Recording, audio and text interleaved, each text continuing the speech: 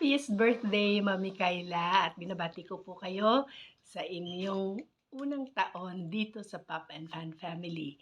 At congratulations din po dahil 2 years na tayong nagse-celebrate ng inyong birthday. At lubusan po kami nagpapasalamat sa Pop and Fan dahil sa inyong suporta at walang sawang pakikiisa sa amin. Sa kabila po ng mga challenges natin sa buhay, nandiyan pa rin po kayo at patuloy kayong nagsusuporta. Naging malakas po kayong haligi ng ating tahanan. Thank you, Mami, sa lahat ng mga biyayang pinamahagi niyo sa ating family. Thank you so much. We love you and take care. Sana po ay buhay pa kayo ng mahabang panahon para po makashare po kayo ng kagandahan ng buhay sa ibang tao. Maraming salamat po, Mami, and we love you. Mwah!